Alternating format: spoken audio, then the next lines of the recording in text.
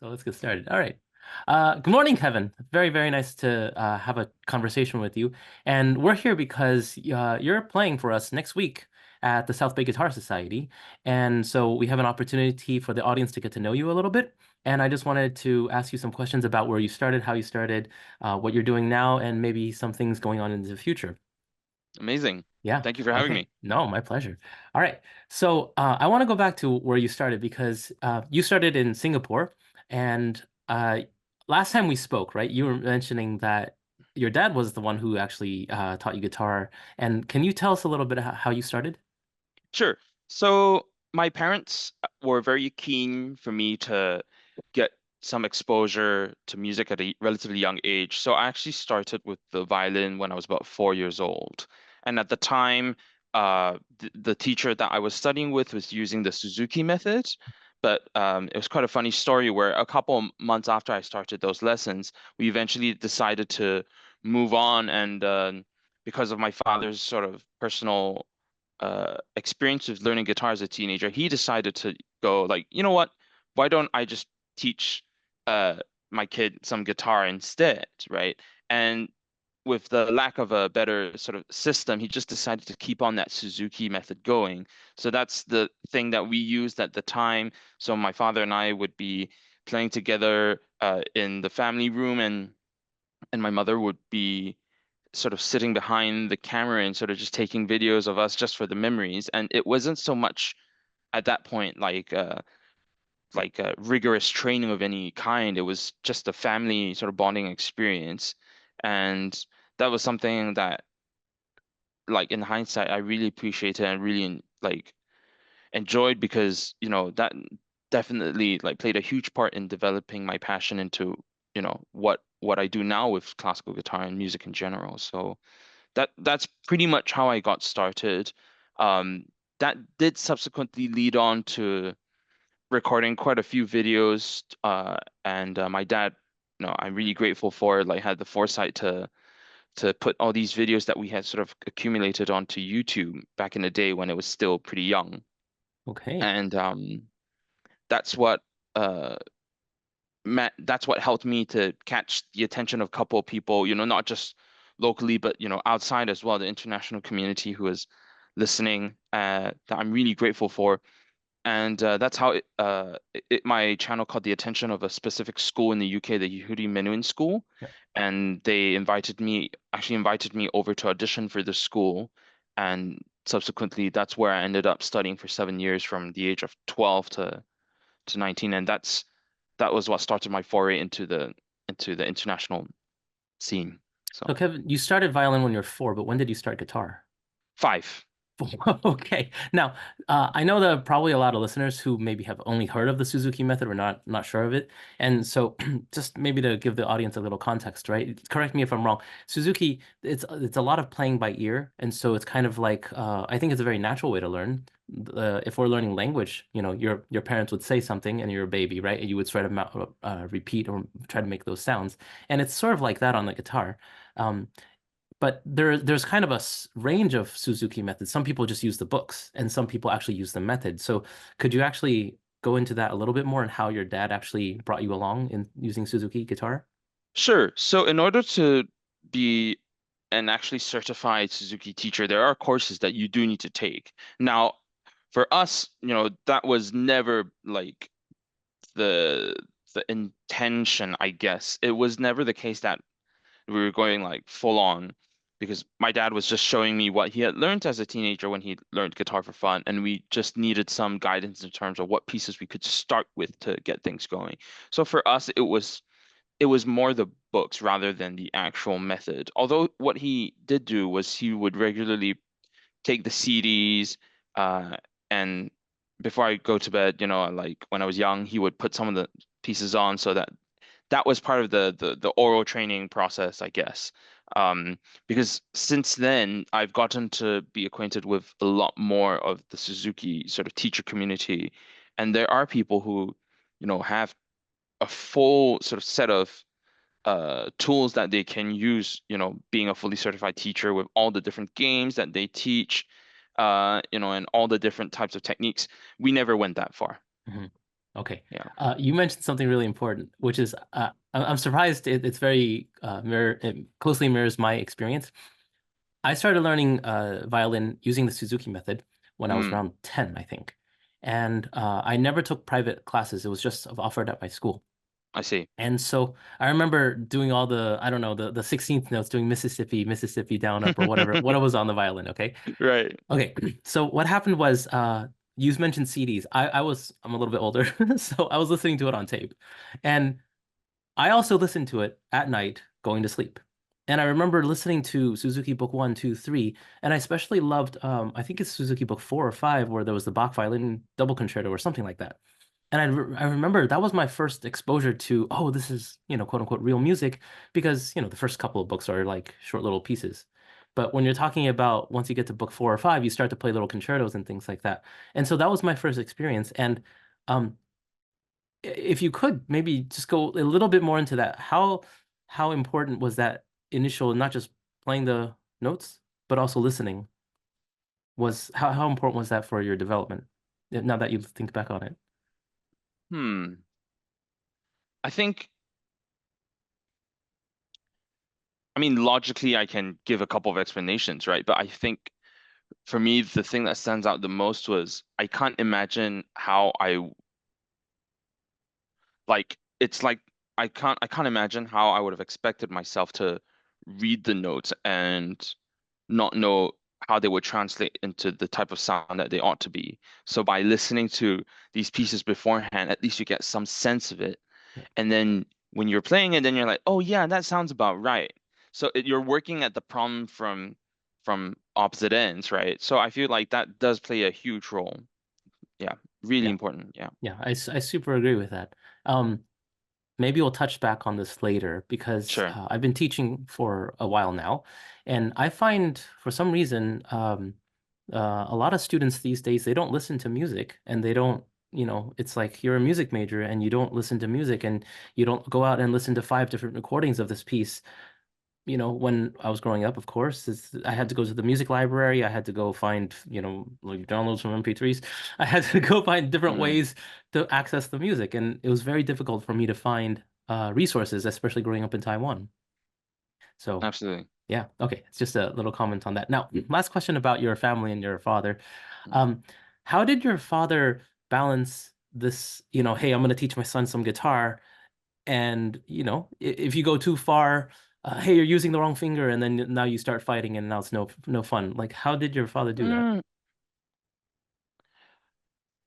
from what I can recall, like I don't think, well, we definitely had our fair share of moments, but I don't think they were ever absolutely terrible. Um, it definitely varies. There rough moments for sure, and I think that was part and parcel of what needed to happen to get things going, because like whatever is sort of worth doing is never going to be easy, right?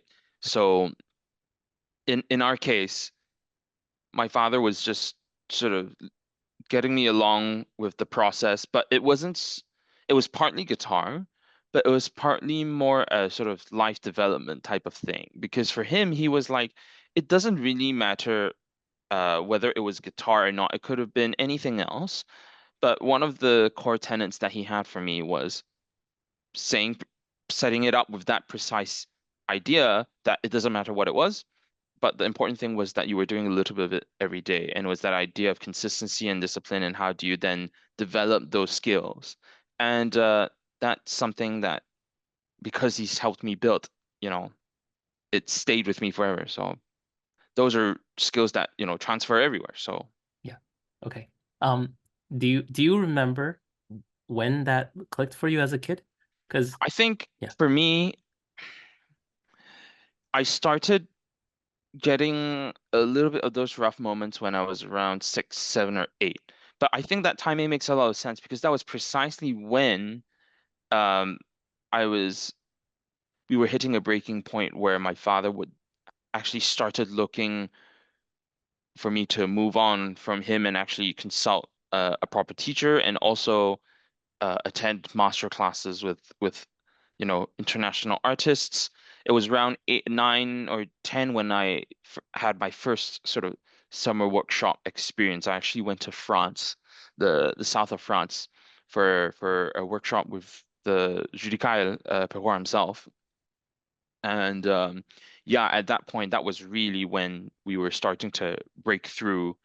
And my father was like, there isn't much that I can teach you anymore. You've learned a lot, and it's time to find the next step for you because you're clearly enjoying it and clearly learning very quickly. So Okay, and just to comment for some people who may not know who Judah Kyle is, it's like you go for, okay, is this accurate? Like you went from your dad in your living room to all of a sudden one of the best pedagogues in the world, something like that. right, yeah, I was very lucky because he came to Singapore. He visited and I had a master class with him through what used to be the Singapore International Festival when I was about 6. And that first meeting, he was very kind and he offered to keep in touch. And in the future, if anything came up, we would be able to reach him. And that was how we were saying like, oh, we're exploring about this idea of, trying to take a step out of Singapore and expose ourselves to something new. My father, being the guitar enthusiast that he was, obviously really enjoyed the trip as well. So yeah, that's how we got to that first master class. It was through Shudikara, and I have a lot to thank him for. Yeah. Do you remember what he said to you, Judah Kyle? I have a Don't be I have modest, a just say it. I have a picture. No, no, I can't remember exactly what he said anymore, but he kindly signed one of my Suzuki books.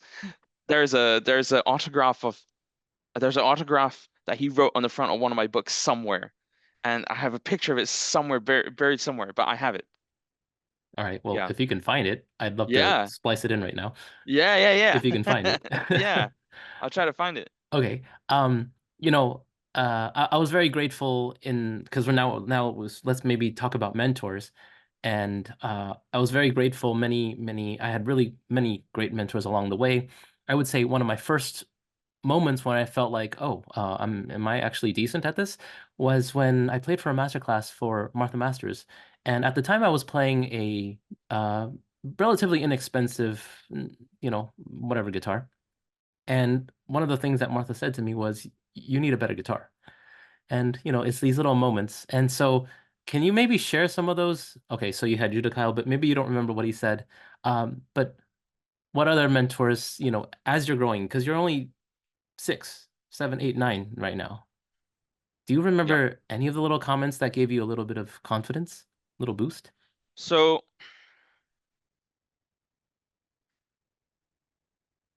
Judy Kyle, I first met him at 6. I had a couple of summer workshops with him that I attended with him 9 or 10 years of age. But at that point, that was when things started to interweave with uh, my father, who continued to play a role even up to now, Judy Kyle, and when I started at the Minuin School. And my professor at the Minuin School, Richard Wright, along with all my friends and other mentors there, everyone played a huge role. I feel like um, there are a couple of things now that my dad have shared with me that still resonates with me to this day. Like there are a couple of th key things like practice like you play and play like you practice. And it's that idea of how do you convert what you do in a practice environment into a performance environment, which is actually one of the biggest things about performance practice that isn't always discussed in a teaching standpoint. And until I cracked that, like I truly did not like under appreciate the full value of those words, right? So he would say things like that and try not to play faster than you can think. And I think my dad took that inspiration from Barreco, I think.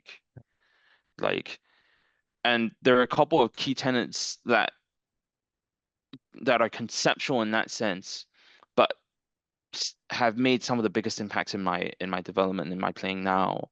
So I feel like even though I had professors that were teaching me rather sort of specific things towards the instrument, but my father helped me out with a lot of the conceptual things in terms of practice and how do you approach tackling, certain issues.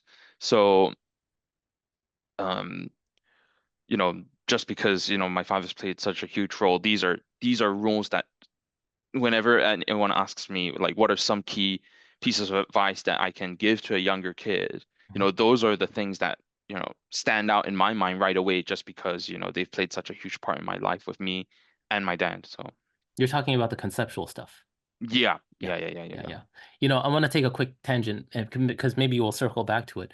Because in my music appreciation class, I have a lot of student athletes, and in particular, there's a girl who does golf, who's a student golfer, and she was having some trouble like with confidence and things like that. And so I know last time we touched on badminton, and one of the conceptual things that one of my coaches told me was that you have to, let's say watch if your opponent is taking the birdie below the tape, then the chances are the birdie has to come up.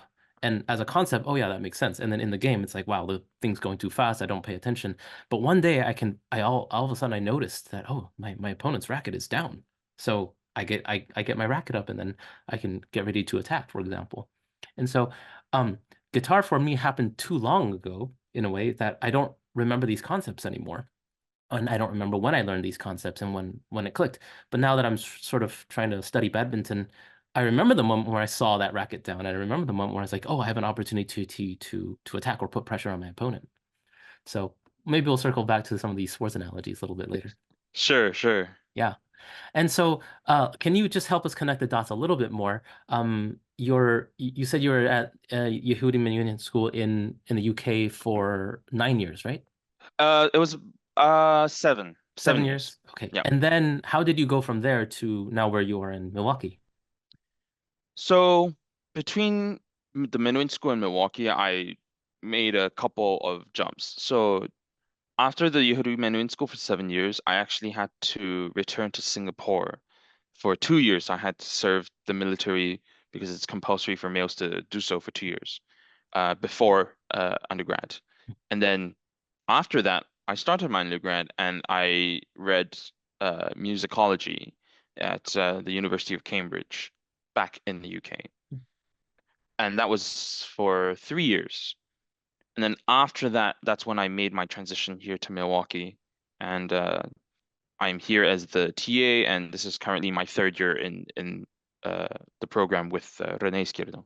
Yeah, okay. And a lot of our South Bay guitar members will know who Rene is because Rene Izquierdo, he's performed here, I think, uh, I don't know, three, four, five, maybe times. Multiple times, Multiple times, yes. yeah, yeah. And also, his wife, Elena has played as a duo concert here, and we love him. And so maybe we want to get into that a little bit. I love Rene too. Sure. Yeah. Yes. Let's talk about mentors and Rene as a mentor. Let's Yes. go. Yeah, let's talk about that. Yeah, no, for sure. So as part of the whole sort of summer workshop uh, endeavors, as many sort of young and budding guitarists experience, I first got to know Renee when I went to the Iserlohn Festival in Germany in what was 2014. And at the time, it was a school trip actually with the Menuhin School folks. And that was when we first got to meet Renee, who was performing there. I also had a master class with him, and it was a real life-changing experience for me.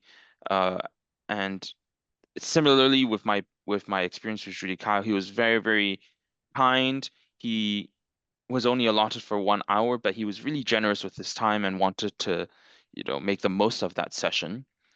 We exchanged contacts naturally and we kept in touch. And then I would always keep in touch with the occasional online lesson. I also participated in some of his summer workshops as well. He has one that he organizes every year in Spain, roughly around the second week of August. And it was always an amazing experience. I've been there a couple of times now, and that was my way of keeping in touch with him face to face whilst my whole experience with national service and my undergraduate degree was happening. Hmm. So because of that, I was never really out of touch. we kept in touch like on and off through these encounters, and I knew that with my experiences with him, it was just a matter of when rather than if I were to study with him full time. So I knew I wanted to do that at some point, and the master's was the perfect time to do that. And he's taught me a lot. The experience seeing him, from time to time is really different when you're working with someone full time. And we have been able to, I find that I've been able to do real meaningful work and go really in depth now that been studying with him full time. And that has played a huge part in my growth. And I really appreciate that get to have someone like him as a mentor. I met him in, I think, 2007. And at the time, I Hmm. didn't know who he was, which Yeah. is, not good. And I was already a doctoral student. Now, my point in telling this is that he came to Boston Guitar Fest in 2007, and um, I was studying with Elliot Fisk at the time, and then Elliot said, "Okay, for our second guitar festival, we're going to invite these people, and he's going to have a Cuban day." And so Rene played the first half, and um, oh, this is bad. I shouldn't forget his name. You'll know his name. Salzburg, the other Cuban guy. Tamayo. Tamayo. No, not Tamayo. Um, the other one. It was really bad. Uh, I'll remember in a second. He played the second half. Okay. So it was Clerch. I'm sorry, it was Clerch. Clerch. It was Joaquin Clerch. Is he Cuban? This is bad. Is he Cuban? I can't I remember. don't Sorry, Joaquin. know. So I'm sorry. Anyways, Joaquin played the second half. Okay. It was incredible, incredible, incredible concert. And then my jaw dropped the first time I heard Rene play. Hmm. Anyways, my point in telling the story was Rene was the teacher that I wish I had, and I never had him, and I only have had one master class with him, and I've watched him teach, and I've also just in a very informal way asked him for some advice. It's like, hey Rene, let me play this for you. Let me know what you think. That kind of a thing. And every time I've had to interact with him, I just think, God, I really wish I had this person as my mentor at some point in my life. Yeah. So like I found him a little bit too late, but very grateful to have to call him a friend. So, can I you just be checked. Joaquin is Cuban. Cuban? Okay, all right. Yes. But still, sorry, Joaquin, I should know that. Uh, but can you be a little bit more specific about maybe one or two things that Renee taught you that really resonate you, that really took you to the next level? Yeah. Uh, for me personally, I mean, firstly, let me preface this by saying that Renee is super knowledgeable and he knows so many different things about the guitar. It really is quite remarkable. But I'd say that the one or two things that for me stood out and served to be the most meaningful was the idea of not adjusting to the guitar, but allowing the guitar to adjust to you. Because I think with many of us, when we first come along, we are eager to make a good sound on the instrument without necessarily thinking about how we go about doing it. And that happens at an instinctual level. So, for example, whenever you give very new student, or a guitar student like a new guitar for the first time, they never plucked a single note. They might instinctively want to pluck the string using their finger, sort of being perpendicular to the string, right? And that's just the instinctual thing because you just want to make sound, right? But then slowly but steadily you make so many tweaks that you refine over time.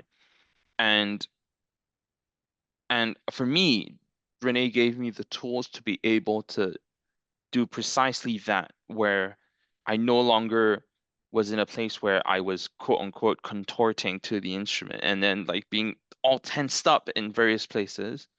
But instead, knowing how to make the guitar work in my favor, because the truth of the matter is, if anytime you try to argue or fight with the guitar will always win.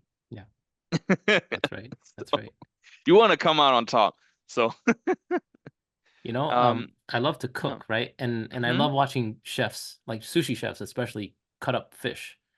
And I just don't understand how they can make the knife so smooth. And it's these little concepts I learned in my little hobbies that I go like, why can't I do that on the guitar? And I think I didn't learn how to really play the guitar until after I left Boston, after my doctorate coursework was done.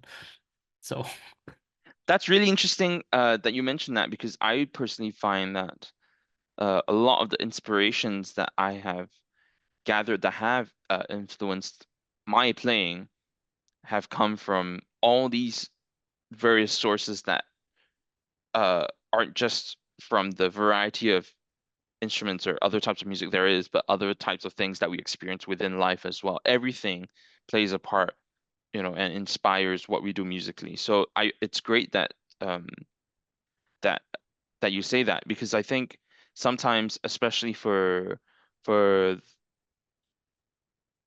sort of teenage musicians who are going through that phase of really, appreciating the grind and trying to practice and do a lot of hours there, it's actually important to realize that it's as much a mental challenge as it is a physical one. So if you allow yourself to go, okay, all I need to do is just practice, practice, practice, then that actually means that you're not necessarily thinking so much about how you might actually need to pace yourself and how you might potentially be missing out on other aspects of life, which for one is important because you don't want to sort of just be secluded all the time, but you never know whereabouts outside in life where you might find inspiration that feeds into your playing also. You need both, huh? I mean, because ultimately there is more to life than just music, but music is a gateway to explore and convey these ideas about life that words may not necessarily be able to describe, right? mhm. So, That's right. That's right. Beautiful. Can we talk a little bit about competitions? absolutely. Yeah. And Um, so why don't I lead with one of these questions sure. that um, with one of the problems with competitions is the environment is always, let's say, a variable, a question mark. You don't know the stage, you don't know the room, you don't know the judges, maybe you don't know, and there's too many variables. So, what do you do in that situation, and how do you prepare for it? So, I think right off the bat, for anyone listening who is a younger player who is preparing for a competition themselves, I think it's understanding right off the bat that the conditions for any performance is never ideal, right? And I think that is demonstrated by the very fact that we can never perform the same thing twice. So it's understanding that whenever you perform or compete, there's always going to be an element of luck involved. But in order to make the most of that lucky moment, you need to be as well equipped as possible so that you can really draw that luck out and really make that moment, your moment on stage shine, right? So in order to do that, you have to be as well equipped as possible. You have to be well prepared as you can. And it's honestly it's just dividing and conquering everything a little bit at the time. That's the simplest way I can put it. But it honestly is making sure that every little detail that you're working on, you need to feel comfortable. You need to make sure that you're playing in a sustainable manner that you can replicate on stage. The idea that, again, these are things that my father always talks about, the idea of about practice like you play and play like you practice. The thing is, it's understanding the dynamics of your environment and how you behave in the practice room versus a separate environment where where you're instinctively comfortable in one and you're not in the other. So that's where the performance practice idea comes into play, where you're trying to bridge that gap and trying to simulate those sort of uncomfortable conditions and putting yourself in those conditions on purpose to see how you would react. And it's sort of just keeping track of that as you go and see what, always notice what your work, how you behave in those conditions, see what you can do to tweak. So I think it's not so much about how technical a piece is, because sometimes you might be thinking, and there is some merit to it, of course. You're thinking about how difficult a piece you might want to present and what you can do to sort of impress the judges by showcasing and demonstrating your skills, which is absolutely valid. However, if you are not solid at your core by feeling comfortable on stage, no matter what you do, those skills that you were trying to demonstrate will never bear fruit because you're not solid and maybe you might feel nervous and things will start to fall apart. So the skills that you've been hoping to demonstrate just would never come to service, right? So Yeah. I want to sort of reflect on 2 points you made there because you spoke about luck, and I don't think anybody really, I don't think I've ever heard anybody talk about luck that way. But I want to go with another badminton analogy because mhm. sorry to all the people who don't play badminton, but anyone who watches badminton knows the voice of Gillian Clark, and she's the main commentator for a lot of the badminton videos. And I'm pretty sure she's said this multiple times that players create their own luck. And a great example, the best example in badminton of luck is when the player hits the birdie hits the net and it rolls over the net. And 9 times out of 10, the opposing team cannot get that shuttle back. And so you create your own luck. And I don't think I've ever heard a musician say that, but it makes total sense. Yeah. Um, Absolutely. yeah. And the other thing about details. So when I was talking to Antran, he was talking about he was showing me he has this app where he has all of his schedule and Monday I'm gonna work on X, Y, and Z. I'm gonna do this measure 5 to 7. Like he had it. Do you have a routine or do you have a journal? What do you do? I've always I've always had this ideal form of what my practice journal would be like. And I don't think I've ever hit the mark or on that yet. But in my mind, I do have a rough idea on how I like to plan certain things. So I would say it's a combination of short-term and long-term goals, right? I nowadays, if I get to know of a specific event that's happening 6 months or 1 year in advance, then I can definitely play the long game and go, okay, like every other day, I'm going to alternate between a certain set of pieces that I'm going to work on. And that might be from a performance standpoint, or that might be just from say it's a complete new piece, it's just working out fingerings, or whether it's a piece I already know, then it's working on just specific sections, right? Because with regards to that particular point, there's no point practicing the whole piece um, if there are certain bits that you already know you can play. That doesn't really matter, right? Focus on the bits that you know you can't really get 100% just quite yet.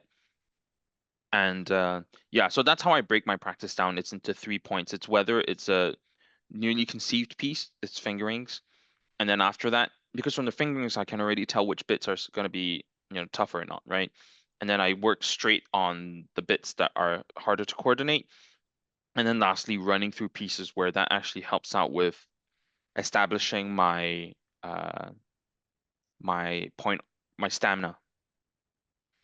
It's understanding that again with the long pieces, um, you can't tell how things might turn out on stage unless you put yourself in that performance practice mindset, and it's by running the pieces that way that helps you get there. Mhm. So Can you say a little bit more about stamina? Because for example, when I was starting out, right, played guitar for 1 or 2 years, and I heard Leyenda for the first time. I was like, oh, I want to play Leyenda, and I figure out I can't bar for more than 10 seconds. Never mind the whole piece. So there's that physical stamina, but then there's like, okay, now you have to sit down and play a Bach suite or something yeah. like that, and there's that stamina. And how do you deal with those things?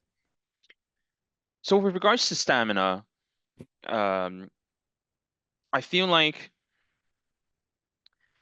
this is a particularly tough topic to tackle, and I can spend ages talking about it. But fundamentally, it's the idea that instead of fighting against your instrument, which is something we briefly talked about, it's learning how to work with it. And the idea is that a lot of the time, especially when we're younger and we don't necessarily need to be as aware of how we use our body. We love to push and we really love to fight and we tighten up like a lot. Um, However, at this juncture, it's knowing how to use your body effectively, especially if you're going to be giving a full recital that is like 60 or even 90 minutes long. You need to know how to be able to not give your all in the very first piece. If not, you will not be able to sustain through the rest of the program, right? So I just take my time to make sure that I feel as comfortable as I can with every component of a piece that I'm working on and slowly raise the bar that way.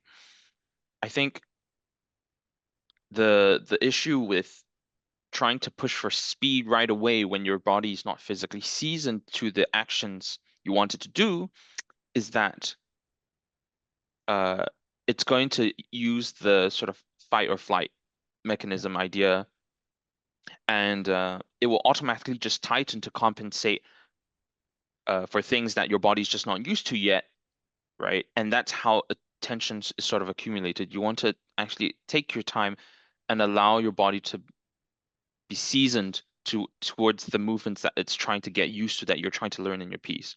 And that way, when you ultimately try to raise the speed, the tension in your system isn't as prominent. And for me, that really comes down to the crux of stamina and it's just making sure that every step of the way I feel supported. So, Yeah.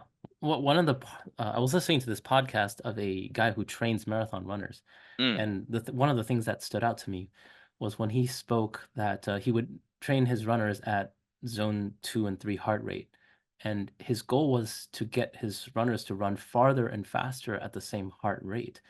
And that just blew my mind because I go, well, what is a heart rate monitor? It's a metronome, right? And so you play more, you play faster, you play louder, you play more expressively at the same metronome speed, whether it's like 50%, 60, 70% of the actual speed. I mean, that really one of those things just blew my mind that, it was so obvious, but I never thought yeah. of it. No, Yeah. it's quite funny that you're mentioning zone 2, zone 3 cardio.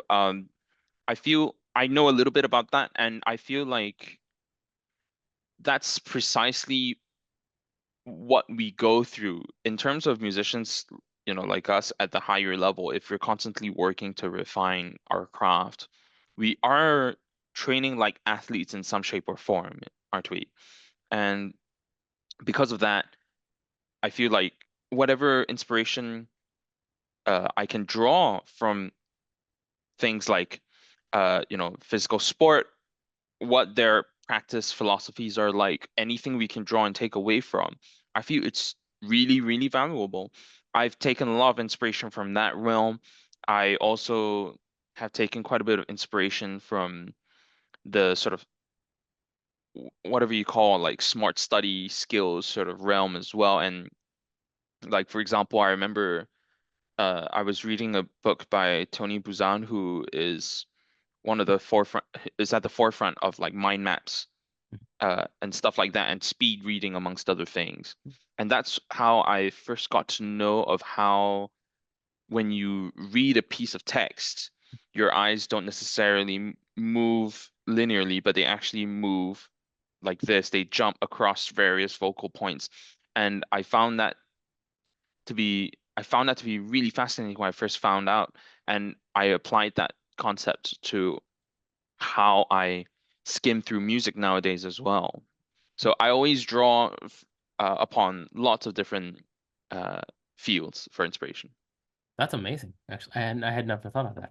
Yeah, That's really amazing.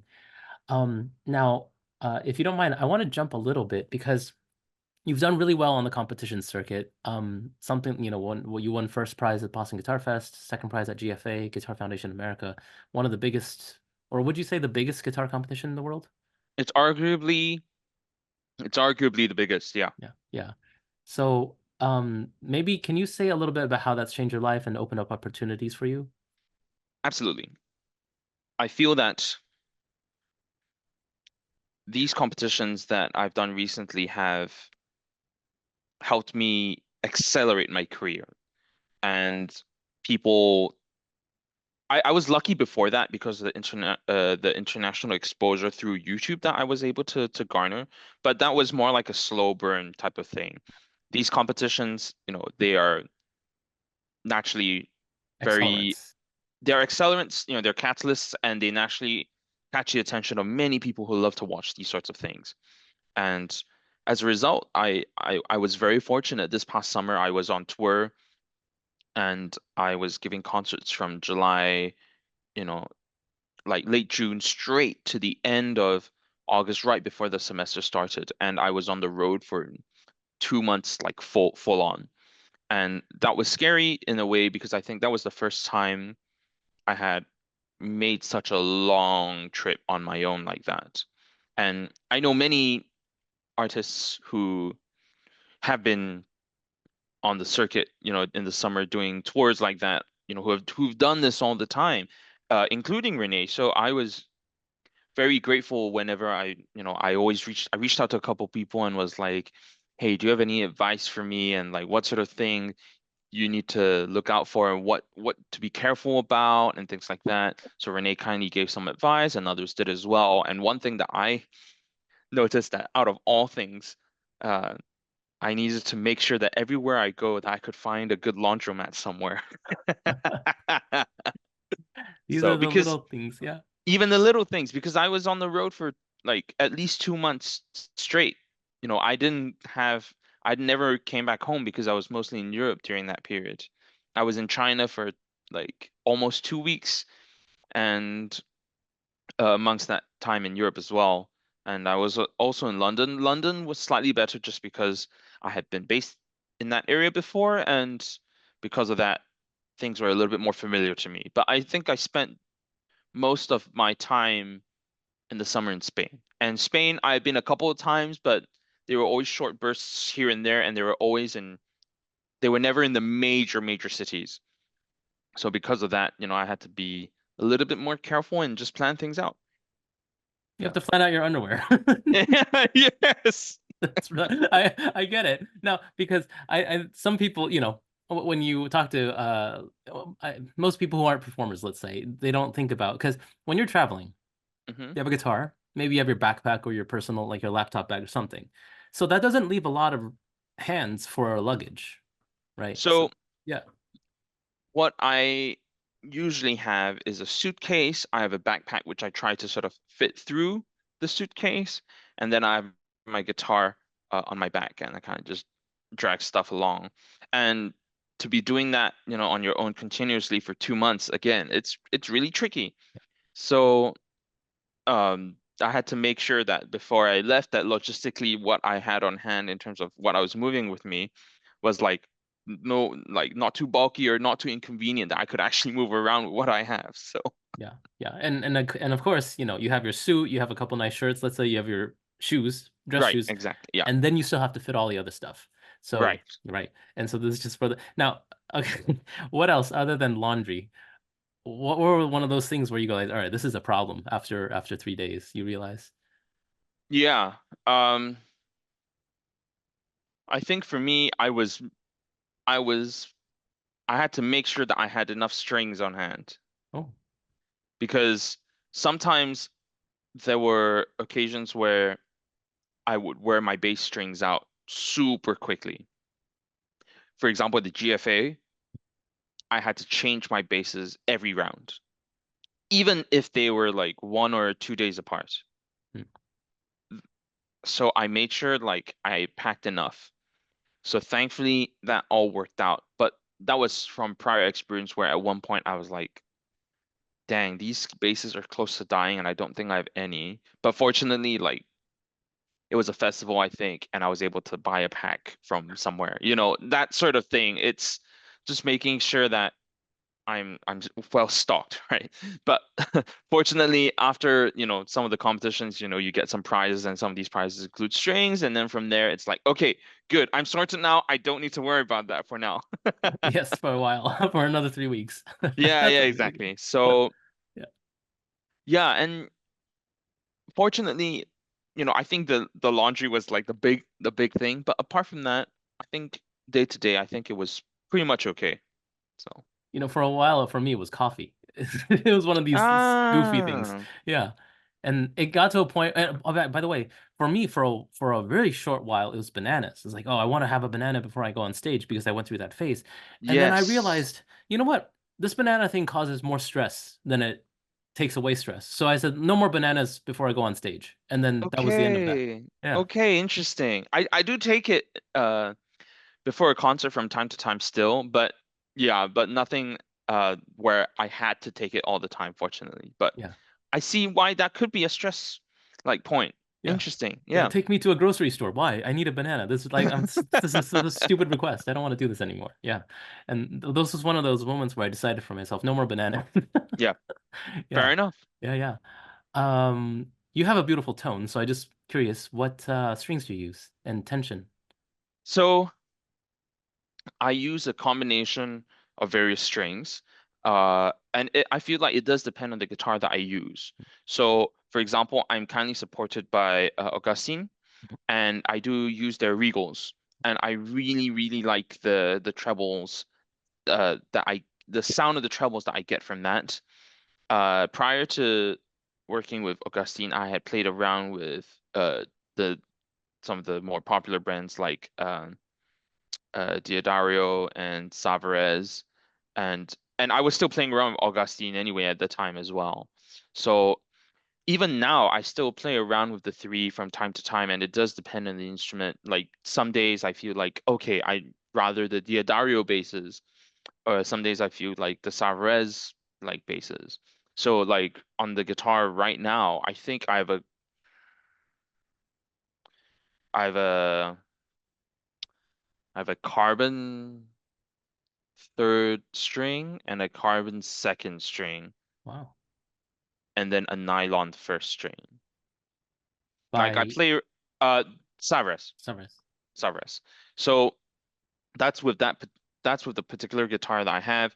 But if it was on my traditional guitar, for example, because I play around between like a traditional guitar and a double top, I have one or two.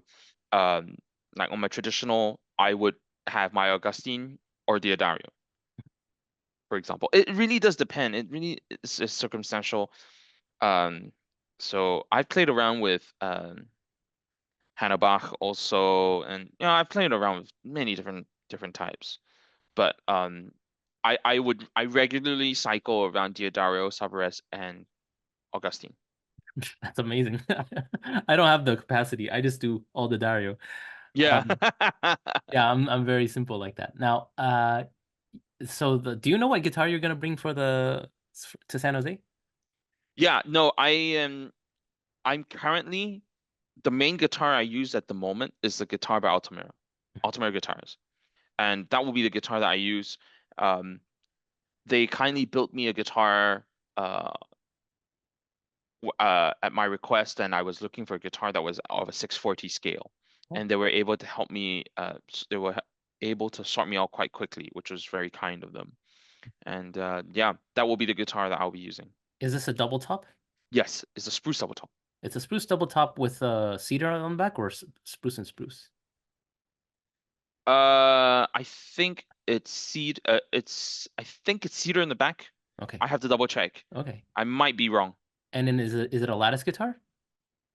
I don't think so.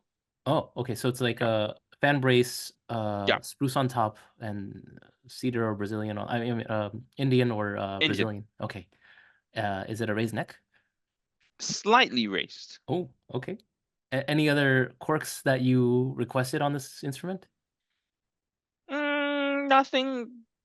No, nothing too weird. Sound Yeah. port, fancy bridge, No, not no. nothing. Okay.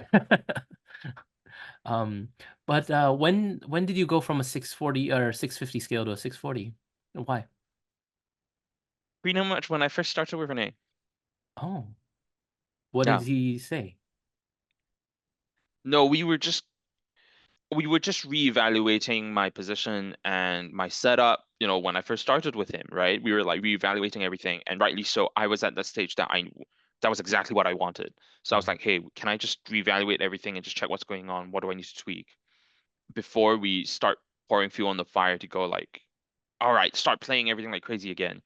Because it was essentially a reset. Yes. and we were just comparing measurements, and I was like, oh crap, yeah, my hand is probably a little bit smaller, uh, and therefore the 650 might not be as ideal, and I should play around with a 640, and that's where I'm at now. I play Ramirez, and I Mm, really love the instrument, and if I could have a wand, I would love to make the body less wide, yeah. and I would really love for the thing not to be 660. There's like five things where I wish I can't do this, but I like the sound. Okay, that's amazing.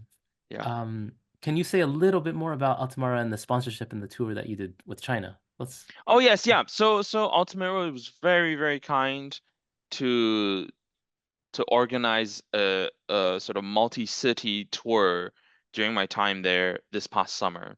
We went to a couple of places like Chengdu in Sichuan. We went to Suzhou, and we went to um, Shenzhen, which is right next to Hong Kong, the bordering city of Hong Kong. We went to a total of like 6 or 7 cities basically, and instead of a larger festival, I was really appreciative of this event because I, instead of getting people who may not necessarily have the resource to come to such a big event like a festival, we were able to bring that quality of performance to people, and that was something that I really appreciated with this particular trip. So I got to experience and appreciate the local cultures of each place that I got to go. And it was just so incredible for me to see all the incredible players that they have. I think this was the first time that I had probably given any sort of concert slash masterclass in mainland China, and it was just really eye-opening to get a better sense of what audiences were like over there as well, and understand what sort of music they appreciated and what they, loved listening to and what they could relate with. So I had an incredible time, and it was all thanks to Altamira working with their local contacts to make that all possible. And I even had the chance to swing by their factory at one point, which is really incredible. Yeah. They've got a amazing operation there where they have a wide variety of guitars that they're making. I mean, you can see it on their website that they aren't just doing classical guitars, but they have some gypsy jazz guitars, for example, amongst other things that they're creating. And they have some of the student models, and then as you go up the factory, there is by the time you hit the top, there's like a uh, smaller room where it's just a handful of people, and that's where all the high-end stuff is made, including a couple of like unique and special projects that Hansen uh makes himself that aren't necessarily like for sale, like on retail sale, like on their website, isn't like a standard product that they would make. But he's always constantly experimenting, which is really nice to see, because I completely understand that when you're at the head of an operation like this, that it's, substantial, that quite pretty substantial, uh, you may inadvertently lose some time doing what you love doing, most, which is the crafting of the instrument. So it's really great to see that he's able to do that amongst everything else that's going on. So Yeah, that's amazing. The quality of a lot of these Chinese made guitars have gone up substantially in the last 10 years too. yeah, no, absolutely. Yeah. And it's great because I feel like it's always important to continue innovating and learning from these experiences, and then inadvertently you're also putting your own twist to that uh might be slightly different from what you've traditionally or conventionally seen in the past. But it's always awesome again to get, more sources of inspiration, and see what else or what's new that someone else can offer and bring to the table, and always compare and see how we can always continuously sort of move forward together as a collective, and see how the guitar like building standards and quality can raise overall, not If just in Asia, but everywhere. Yeah, if you could ask them to build you a new model, what kind of little changes would you like to see? Um, Specifically for you. right, exactly. So I think that's the thing, right? Just because I'm asking for something doesn't mean that anyone who might be listening to this episode would want to exactly replicate that. So, for example, because my hand is relatively smaller, I did requests for the neck of my guitar to not be as wide so that I could have a easier reach around the fingerboard. And with Are you regards talking to 50 millimeters or 51 or something like that? no, I had it like 52 or just under that. Uh-huh. And that was just about that's pretty standard, but I was like, just take the edge off like a little. So you're talking, oh, are you talking the width of the thing or I'm the sorry, radius? I'm talking about the width. Oh, I see. Well, actually both for Okay. that matter. So I had specific measurements given uh for the construction of the guitar.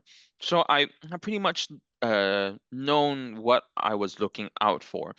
And for younger players who are listening who may not really know how to look for a guitar, I think this is a great way into it because the concept of looking for a guitar when you're younger is like I felt this way. I had no idea what I was doing.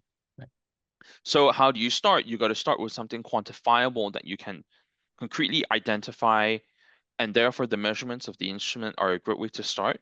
Just take note of these instruments and then compare and relate that to how you feel. Like, for example, with the left hand, do you feel like you're always having to stretch and like you can't reach with certain stretches, right? Then that means that, okay, that number is probably too high and you want to lower the width of the neck, right? Or, for example, you need to practice a lot in front of the mirror and also have another pair of eyes, presumably a teacher, to tell you that, okay, maybe the measurements of the body of the guitar itself might be too large for you because like if the depth and the size of the lower bout is too large, then you find that okay, my right arm is having to go around all the time.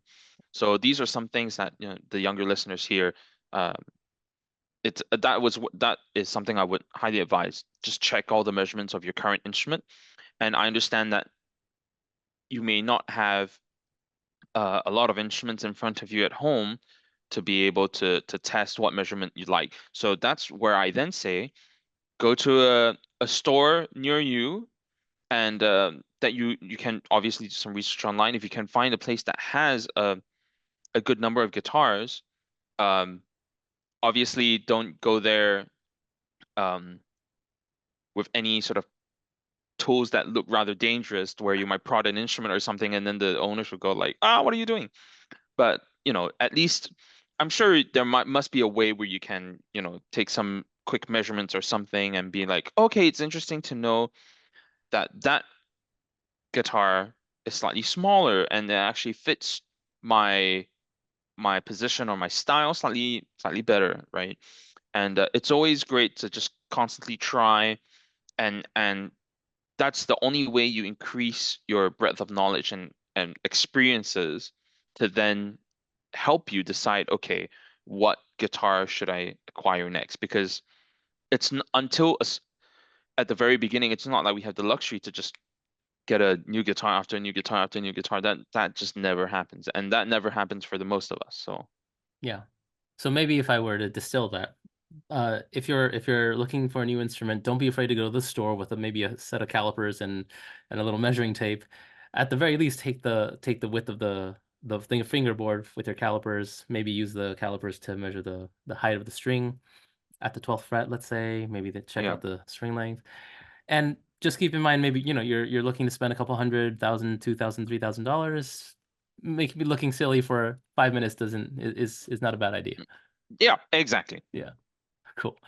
Okay, Kevin. I think I've picked your brain long enough, so I just want to finish with some questions that I have from some of my students as a kind of a last round. Sure. Okay.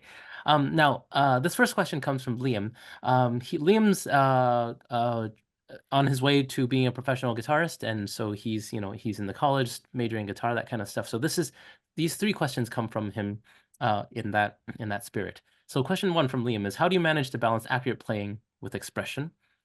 And actually, let's do that, and then we'll do the other two. Can you repeat the question again for me? Yes. How do you manage to balance accurate playing with expression? Right, accurate playing with expression. Yes. So,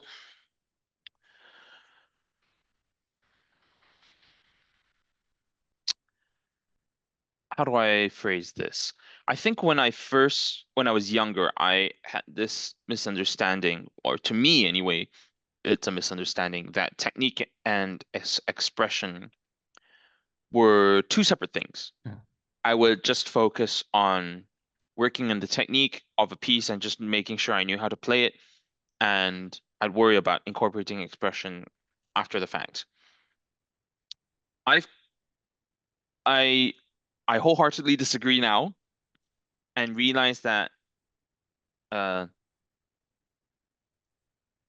that the expression should be conceived right at the beginning alongside the technique that you're doing. Because in order to incorporate expression and to change things up in the music, that's going to affect your technique or how you go about doing something anyway.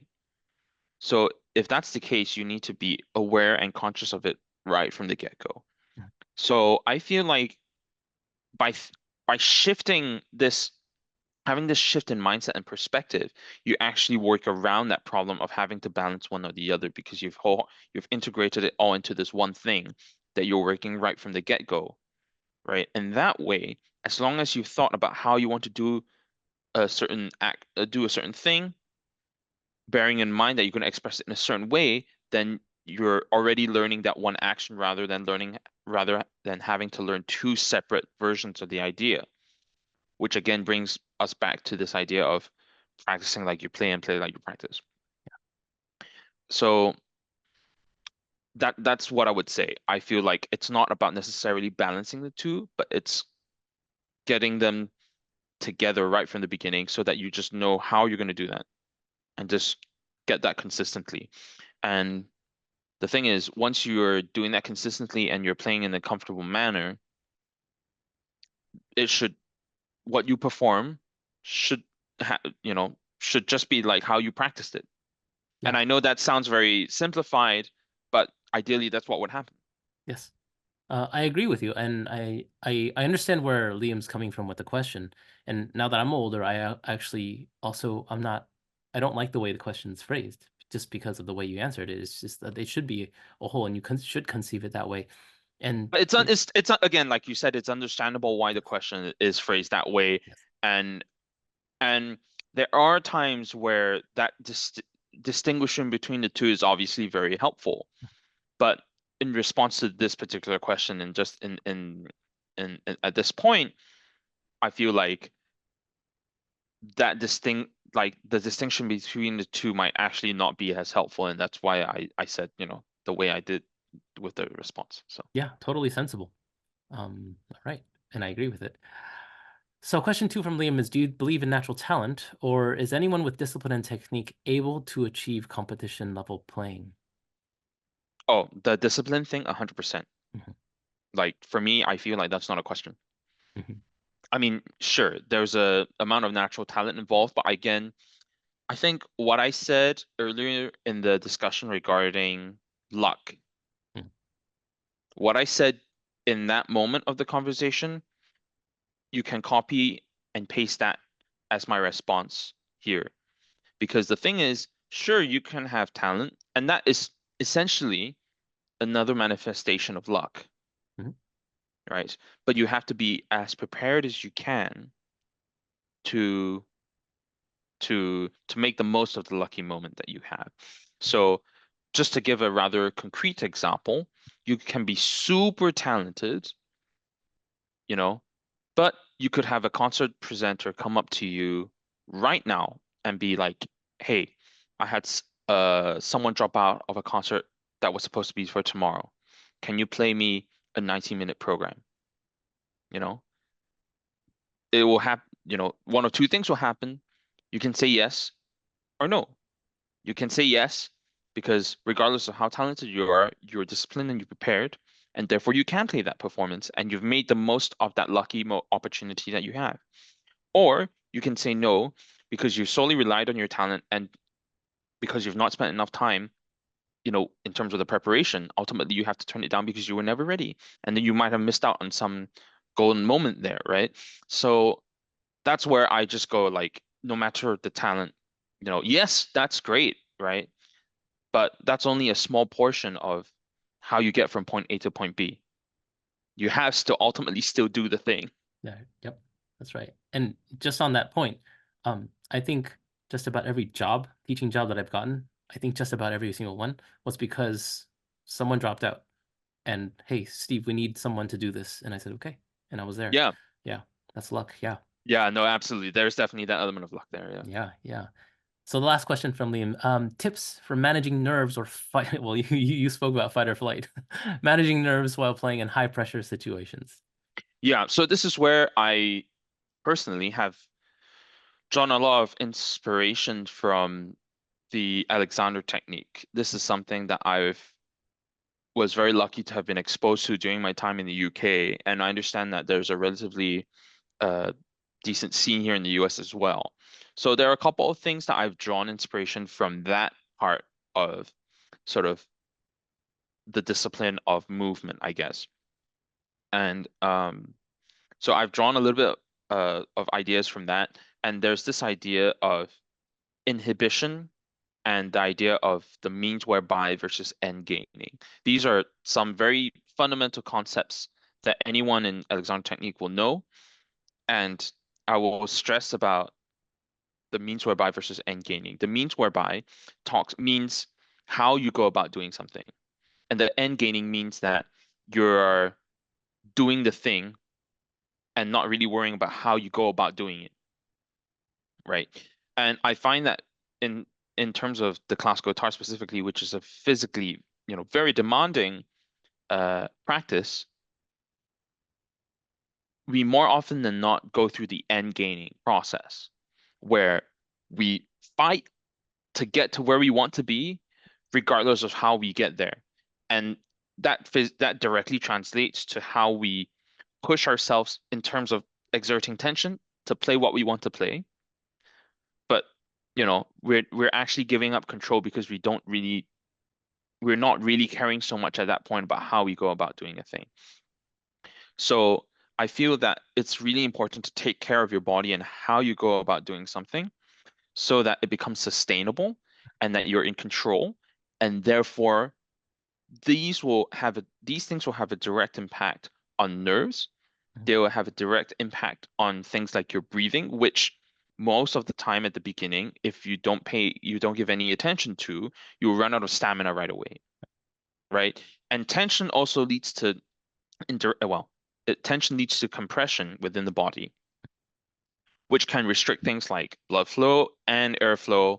And, if you're not breathing, you're not getting any of that oxygen that you need for stamina as well. And that will help with things like stability, comfort, and ultimately the nerves. There is no on-off switch, of course, but every little thing plays a huge part. If you're making sure that you are supported every step of the way and you feel comfortable in how you play, you'll be in control and therefore you shouldn't have to feel as nervous. And I don't think, you know, if anyone can ask that question and if any person was expecting like a sort of a magical like answer that would just fix their problems like that, then that's obviously not going to happen. So, Right. So it's a very long process. mhm. Yeah. And you said you said sustainable more than once in this conversation. So if I could extrapolate that word for Yeah. maybe Liam and someone else, let me know if this is a decent understanding of it. One way to conceptualize sustainable is that I could wake up if I had to wake up at 4 o'clock in the morning, I could play through this thing. If I get to sleep and I have to, I can play it at 8 p.m. at night during a concert, I can play Mhm. through it. So that's one manifestation of sustainable. Like it doesn't matter if I'm at a train station or in front of a classroom, I can more or less do my job. Exactly. You're right. Absolutely so. Yeah. And on the breathing point, I think it was around COVID lockdowns when and I was listening to that marathon podcast and all these other sports podcasts. Hmm. Uh, I had a high suspicion that I wasn't breathing when I was practicing, and I had really good reason to believe that. And so that was the first time I said, you know what, let me get one of these smartwatches that are pretty good now, and let me just test my little hypothesis. And sure enough, it showed my VO2, my oxygen level was dropping as I was practicing. Said, okay, let's fix this problem. Very interesting. Yes. Yeah, That's a yeah, great way to quantify that, yeah. actually. Yeah. Yeah, yeah. And so one of the things I started forcing myself to do was when I was playing scales, I would go, okay, four notes in, four notes out, four notes in, four notes out, and I would But just that's force them. precisely how you do that. So in fact, with me, one of the things I picked up during my time in the UK was that I was actually a choral singer for quite a few years during my time in the UK. And it's interacting with music through another discipline, such as singing, that naturally involves a lot with breath. And I had to pay very close attention as to where and when I would take these breaths. So in my guitar scores now, I've carried on that practice of indicating where I feel it's really important to take a breath, because that's not just a physical thing with regards to supplying my body with oxygen, but it's also because it's a fundamental part of the music that requires the breath. And again, that brings back that idea of merging physicality and technique with musicianship and expression, where you're integrating the two together. So there, it's a moment of having to breathe because that enhances the musical performance as well. Yeah, Yeah. super in agreement. Yeah. Now, let's go with the next question from Louis. And in fact, this question came up a couple times in my music appreciation. Many noted that you had to do mandatory military service. Yeah. And so this question is from Louis. On a personal level, what were your thoughts on your own musical career and future in the months leading up to your 2-year mandatory military service? What were your thoughts while you were in Singapore's armed forces?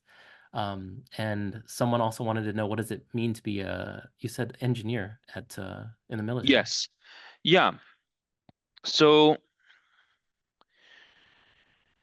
I think that's a tough question because I certainly had a lot of mixed feelings and emotions for sure, but I also knew that there was, I think I did allow myself to get caught up with, you know, in those emotions during the time, because obviously it was sort of affecting me like directly right before I was going in. But I also knew that during my experience in the UK, I knew that I was also walking into something pretty daunting. And I knew that I had to not allow myself to get swallowed by the emotions and to take things as they come and see how I can make the most of a situation. And I felt like with the UK, that was an opportunity for me to put that to the test a little bit. And subsequently with the military program, I feel like I think I was able to smoothen things out in a way that I had not expected to because of that mindset. And that's something that I live by. So just making the most of every moment, not being too quick to judge what could or might happen. Just let things play out and see what I can take away from it. Did did your fellow soldiers and did your chain of command know about your background, musical background? Certain people certain people knew about my background. Yeah. Mhm. And did the military change or how did it change your outlook on your music career? I think there were certain sort of like day-to-day things that it has changed my outlook on. I wouldn't say that it has directly impacted my day-to-day work with music, my interactions with music or practice in general, but it has certainly affected my my outlook in terms of the career in a good way on how to manage certain things, for example. Mm. Um, yeah, I mean, ultimately, I was very lucky that I was assigned a role um, that meant that I was able to balance between whatever work I was assigned with practice because like I had mentioned before, a couple of key people were aware of my background, and I immediately wrote in to seek special sort of dispensation to be able to keep my nails on my right hand, for example. And that was only possible after a certain number of months in. At the very beginning, I had to unfortunately get rid of it, but I was able to get permission and I was able to keep it. And that meant that I was able to continue practicing during most of my time in the military. So I was able to some days get 2 or 3 hours of practice even. So that was good. Yeah. Wow. Yeah, that's amazing. Um, did it contribute to, because earlier you said you had a reset with Renee and you had, you looked at everything again. Did the military cutting off your nails and this kind of, it's really a break in your routine, right? So, Yes. So the what I would say was the major break in my guitar routine as a whole it didn't stem from the military, but it definitely started from there where because I was at a point where I could not practice guitar like at all for the first few months of basic training. mhm, And then subsequently I was able to start practicing again, but I wasn't necessarily at a point of improving. I'd say I was more at a point of just maintaining what I had. So those were the 2 years in the military, and then on top of that, I had my 3 years of undergrad, um, where I was not necessarily studying guitar full time either. My master's degree is technically the first guitar performance degree. mm, So because of this, 2 years and another 3 years meant that I was 5 years out of having like a regular teacher that I was studying with, like at a regular basis. So that was another reason why I felt, going to Renee was like the perfect fit because I knew that working with him meant that I could sit down and consolidate where I was at technically speaking and really try to reset all of that. So okay, well, my mind is blown because, my all I most of the people I know they go, for the people who are listening who aren't music majors, right? You go do your 4 years of undergrad and then you do 2 years of master's. Maybe you go on to do a doctorate or something, but it's just music, music, music, music. And I yeah, can't imagine having that kind of a break. right. And for me, it just this particular story, you really can't make this up. And for me, Mm. to go to Renee, after all those 5 years, not really having again, just maintaining and not really having changed too much. To go to Renee, to immediately reset my technique, to come up with a program that was somewhat like uh, basically a program that was suitable to compete for competitions with. And then by the end of that year, with 1 year with Renee, second at GFA, it blows me away. And I just am incredibly grateful, again, for his support because just within that 1 year, we were able to do so much and really, make all that progress, which is really, really incredible. So yeah, Well, you're very modest because I haven't said this, but it's like I love your playing. It's very beautiful. It's very thank you. expressive. And a lot of my students in their response to watching one of the assignments was to watch 3 videos and comment on it, Oh, okay, amazing. I didn't know Yeah. that. Oh, that's And cool. so a lot of my students, who Moon River and Tears in Heaven and watched the other couple of other videos, they just about everyone said notice how fluid you are and effortless, right? And for me as a professional, the moment I watch someone tune, for example, it's like I can see this person has a grasp on the instrument. And Right. from the very moment I heard you at the Boston Guitar Fest, I was like, wow, there's something really special here.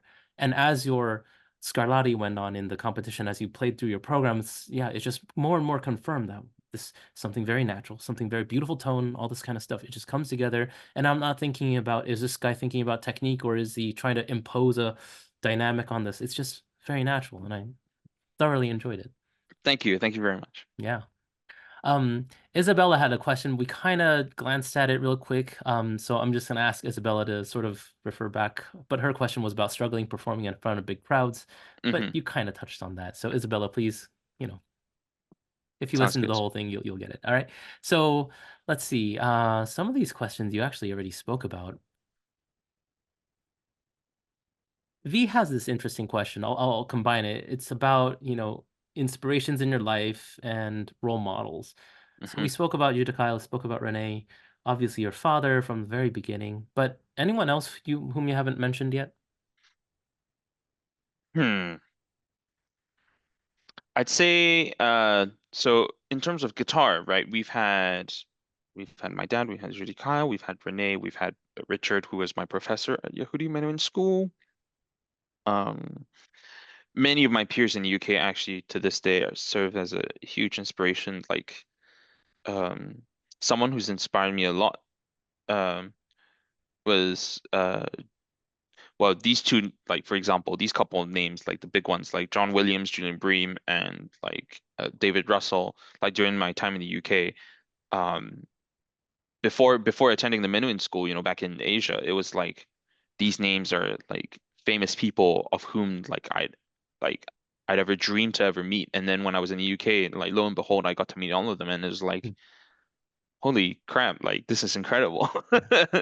And yeah, and also in the Menuhin school, I got to work alongside people like Laura Snowdon, Rosie Bennett. Some of these names should be quite well known, amongst other people. Like Rosie Bennett was there as a student at the same time that I was, and nearing the end of my time, Laura came back.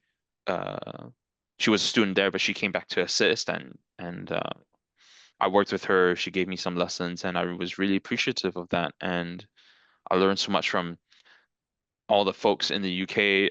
I got to meet people like Steve Goss, Hmm. Jonathan Leithwood, although he's based here now, Yes. um, and many people within Europe, Tilman Hopstock, Paulo Pecoraro, many different teachers in that region, and that's why um, I felt the UK was a great place that was sort of a gateway into Europe, and I get that exposure. And then now being the US, I also have the exposure from this part of the world, and I've just soaked up so many different sort of pieces of inspiration from the different varying cultures. Um, and then I've also had a lot of benefactors and supporters and mentors back home that have helped me along the way. Uh, Couple of people have helped support me financially through various grants and awards. Um, some people have just been like a personal mentor who've guided me along in terms of where the career could go, and I wouldn't be here without them. And whenever I go back, I always try to say hi and keep in touch with them. Right. And if I ever have an opportunity to play for them in some sort of event or something, I always try to. So I think it's hard to express to most people how diverse the guitar when you go to festivals, when you go to perform, because you alluded to, Julian Bream and John Williams, but all these people would come through the UK and you would get to see them perform. You alluded exactly. to that, right? And then you're going to China. I think it's really, really difficult to explain to some people. It's like, yes, we're studying classical guitar and it's European music and it's Bach and this kind of stuff, but it's all these other people that come together. And for example, I never thought for once I would meet people from Brazil or Idaho. Like I came from Taiwan. It's Right, not, right, yeah. exactly. Yeah, you just get to know so many people from all walks of life, and that's exactly why I feel like if there was one commonality between what I've been doing with music and my time during the military, it was precisely this idea that you're going to be meeting people from all walks of life, and that um this idea of personal interaction and seeking connection that was something that I felt that resonated with me on both counts, right? And and yes, playing an instrument super well is one thing, but resonating, and sharing stories with other people and connection and communication is actually such a huge part of that because you can have someone on a concert stage and honestly not necessarily play the most impressive like piece of music technically, but that ultimately doesn't matter because as long as you tell a good story and people connect and resonate with that, you know, isn't that part of it, right? in fact, is I'd say one of the biggest parts of it. I think So that's the most important part of it. yeah, Yeah. exactly. Yeah. Yeah, So and I think that storytelling is really important because we're expressing something that you can't really express in words, but it's an no, old story, exactly. and it's an old story that resonates still with people. Yeah. Yeah. Now, the rest of these questions, we really kind of touched on it, but I'll just read through them, and then if you want to just comment a little bit more about it, let's do it like that. Sure. Yeah.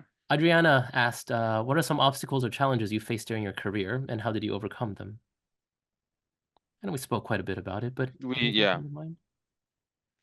Mm, I feel like what I've said covers the fundamental ground of how I would do go about that, and if reflected upon, like they could build upon that, actually. I think it's okay. It's ultimately the idea of making sure that you're comfortable and supported every step of the way, and that sustainability idea. Hmm. Yeah, perfect. And of course, Tanisha asked us about performing in many countries, exposed to diverse cultural musical environments. We did touch on that quite a bit. Yes, yeah, Yeah. that's right. But all the tip I would say is sometimes, like for example, at the start of my tour in Mexico, this past summer, I as an encore, I prepared a surprise encore of a sort of popular local piece. And the minute the melody first came in and people recognized it, everyone was like cheering and roaring and they clapped and everything. And I was like, whoa, I wasn't expecting this reaction at all. Yeah. But that precisely comes back to the idea of connecting with audiences, right? And I feel like that's something that audiences, no matter how proficient a listener they are or not, they can absolutely tell whether you're sort of being sincere and genuine on stage when you're trying to communicate something. And when you're, and they definitely appreciate it when you try to speak in a way that's familiar to them, whether that is trying to speak in a language that they know and they can tell that you're not fluent at it, but at least you're trying, Yeah. or is or whether it's by means of a genre that is familiar to them. In this case, it's like a local popular song, right? Hmm. So. Yeah, absolutely. The first time I went to the Philippines, I was given a sheet music, and the guy asked me if I could play this thing. And as I was learning, I was like, this is like Asian Venezuelan music or something like that. I was like, this is Lauro, but in the Philippines. And then of course they go, well, 300 years of Spain, and I was like, okay, okay, that makes sense. Right. It's like a Latin America, Asia. I mean, the music is so beautiful. So absolutely know what you mean. And Yeah. I think the people who love guitar know that in a guitar concert you will play Bach, but you also play music from all over the world. Actually, is there some music that's not in the standard canon that you're going to present in San Jose? So for my program in San Jose, I'm adding one or two pieces that are sort of slightly jazzier that I love to play just for fun. Um, Definitely because of my time in the UK, a lot of English music, uh, I've taken a lot of influence from English music, and I will be playing the Barclay Sonatina in the program, which isn't heard all that often nowadays, to my understanding. So, I mean, it's a relatively well-known piece, and it's a great piece. It's just not played that often, and I feel like maybe that comes from a place where maybe I don't know, maybe people don't quite understand, or well, not understand, but quite don't quite know how to appreciate and convey some of those musical ideas, into a performance. And I feel like hopefully, with my performance, I can help to bridge that gap a little bit also. Because I think with the Barclay, for example, just to get a little bit into the specifics, the third movement, for example, is quite the technical opener.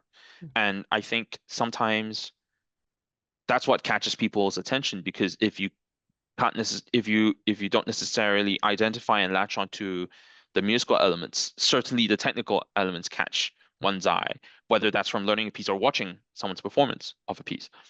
And actually, the beginning is actually one of uh, the most lyrical moments I feel like of the piece as well. I mean, there are many lyrical moments there, but it can really sing at that point.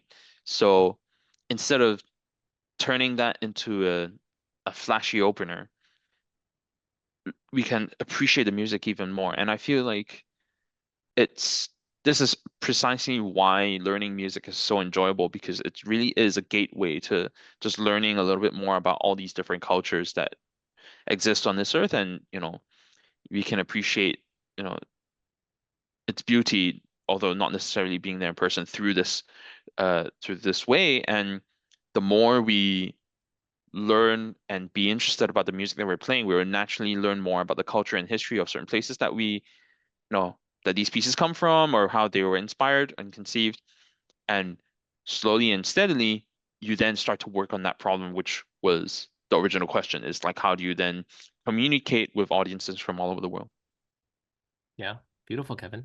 Well, here in San Jose, we can't wait to hear your concert, and let's connect when you're here. Absolutely so. I can't wait to be there. Yeah, and please give my best to Renee and Elena. Will do. Thank you All so right. much. Thank you so much, Kevin. Have a good day.